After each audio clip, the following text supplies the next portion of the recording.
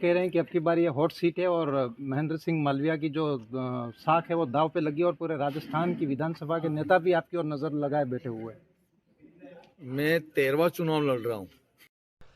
नमस्कार। 2024 में लोकसभा चुनाव संपन्न होना है, लेकिन इससे पहले चाहे बीजेपी हो या कांग्रेस हो या अन्य पार्टियां हो, 2024 की तैयारियों में लग गए हैं।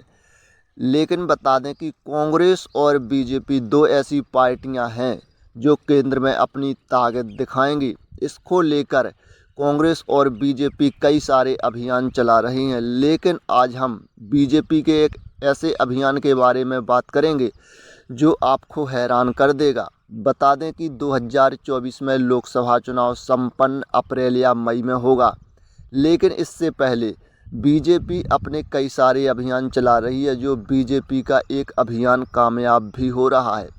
बता दें कि बीजेपी ने अभियान चलाया है कि वो अन्य पार्टियों के कार्यकर्ता अपनी पार्टी में जोड़े। इसको लेकर कुछ हद तक सफल भी हो गए हैं। बता दें कि पूरे देश में यह बीजेपी ने अभियान चला रखा है कि अन्य पार्टियों के कार्यकर्ता हम अपनी पार्टी में शामिल करेंगे। लेकिन बता दें कि जो 1 जनवरी 2024 से मार्च तक अब तक उन्होंने 2 महीने के अंदर करीब 6000 कार्यकर्ता अन्य पार्टियों के अपनी पार्टी में शामिल कर रखे हैं। बता दें कि यह बहुत बड़ा आंकड़ा है। बता दें कि इस कार्यकर्ताओं में 6000 कार्यकर्ताओं में पूर्व सांसद, पूर्व विधायक, पूर्व जिला सांसद से लेकर जिला स्तर से लेकर पंचायत स्तर तक के कार्यकर्ता हैं। इसमें ब्लॉक कार्यकर्ता भी हैं। बता दें कि करीब 6000 कार्यकर्ता अपनी पार्टी में बीजेपी ने शामिल कर लिए हैं। लेकिन बता दें कि कुछ समय पहले खबर चली थी कि मध्य प्रदेश के पूर्व मुख्यमंत्री कमलनाथ बीजेपी में शामिल हो रहे हैं, लेकिन ऐसा नहीं हुआ है। कांग्रेस उन्हें वापस करने में कामयाब हो गई है।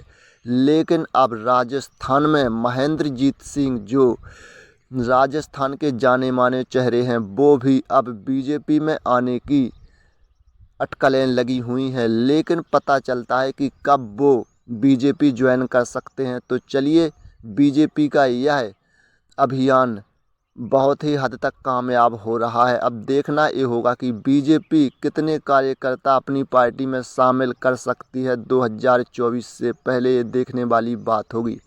तो चलिए, पहले हम महेंद्रजीत सिंह ने क्या कहा है हम आपको सुनाते हैं, और क्या वो बीजेपी में शामिल हो सकते हैं या नहीं। चलिए हम आपको सुनाते हैं। जहाँ तक सवाल है, यहाँ का चुनाव एक तरफा है और चौथी बार मैं चुनाव लड़ रहा हूँ। चौका लगेगा और बारी से लगेगा। काफी लोग कह रहे हैं कि अब की बार ये हॉट सीट है और महेंद्र सिंह मालविया की जो साख है वो दांव पे लगी और पूरे राजस्थान की विधानसभा के नेता भी आपकी ओर नजर लगाए बैठे हुए हैं। मैं 13वां चुनाव लड़ रहा हूँ, लेकिन इतना आराम से मैंने कोई चुनाव नहीं लड़ा जो इस बार मैंने लड़ा है। और मैंने कहा ना, इस बार मैं चुनाव नहीं लड़ रहा हूँ, यहाँ की प्रजा चुनाव लड़ रही है। मैं तो आराम से अपने हाल में मस्त हूँ। अशोक गहलोत भी कह रहे हैं कि हमारे यहाँ पे जो CWC सदस्य है महेंद्र सिंह मालविया के बारे में कुछ बोलना नहीं पड़ता है, उनका भी आत्मविश्वास मजबूत से बना हुआ है। निश्चित रूप से मजबूत है, और खाली मजबूत नहीं, हमने इतने बड़े विकास के काम किए हैं इस क्षेत्र में। 2,500 करोड़ की केनाल गांगड़तलाई क्षेत्र में लाना, 1000 करोड़ के अनाज के ऊपर एनीकट का निर्माण होना, 13 अरब रुपया माही का देना, गांगड़तलाई और आनंदपुर में राजकीय महाविद्यालय खोलना, कोर्ट यहाँ पे खुलना, नदी के ऊपर अब कोई पुल बाकी नहीं रहता जो नया बनाना पड़े। इतने इस क्षेत्र में पुल नदी पे बन गए। हेड्रिक बन रही है आपकी, तो क्या आपकी बार क्या नया रहेगा मामला आपके इस विधानसभा क्षेत्र में?